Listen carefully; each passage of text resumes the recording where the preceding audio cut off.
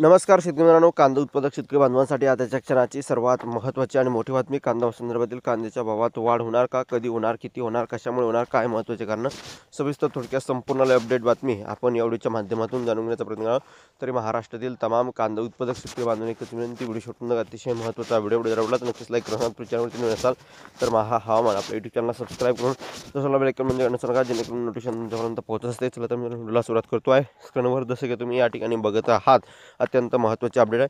कांदा निर्यात शुल्क वाहतूक अनुदान वाढीबाबत केंद्र सरकार सकारात्मक. खासदार वाजे बघू शकता महत्त्वाची अपडेट. एकंदरीतच या ठिकाणी केंद्र सरकारच्या कांदा प्रश्नावर हस्तक्षेप व निर्यातीवर निर्बंध यामुळे शेतकऱ्यांना सातत्याने अडचणी आल्या.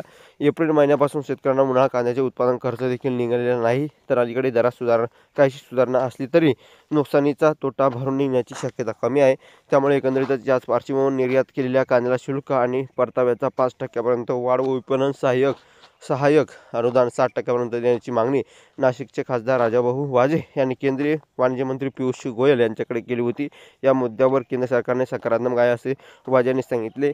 वाजे यांनी 31 जुलैला केंद्रीय मंत्री श्री गोयल यांना पाठवलेल्या पत्राद्वारे ही मागणी करण्यात आली होती. या पत्राला 5 महिन्यानंतर केंद्रीय मंत्र्यांनी उत्तर दिले. याबाबत खासदार श्री वाजे यांनी माहिती दिली.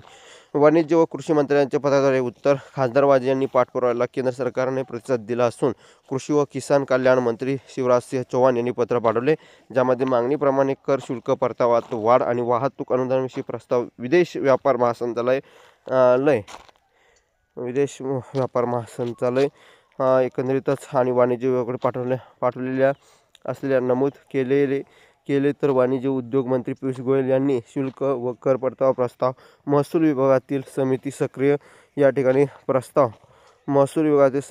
विचारात पाठविला आहे. तसेच कांदा निर्यातीसाठी वाहतूक अनुदान प्रस्ताव योग्य त्या कृतीसाठी नोंदवण्यात आला आहे असे कळविले आहे. राजाभाऊ वाजे खासदार नाशिक. कांदा बाजारात घसरण टाळायची असेल तर अतिरिक्त उत्पादनाची निर्यात होणे आवश्यक आहे. त्यामुळे निर्याती कर परतावा आणि वाहतूक अनुदान या दोन्ही गोष्टी तातडीने लागू करणे अत्यावश्यक आहे. धन्यवाद.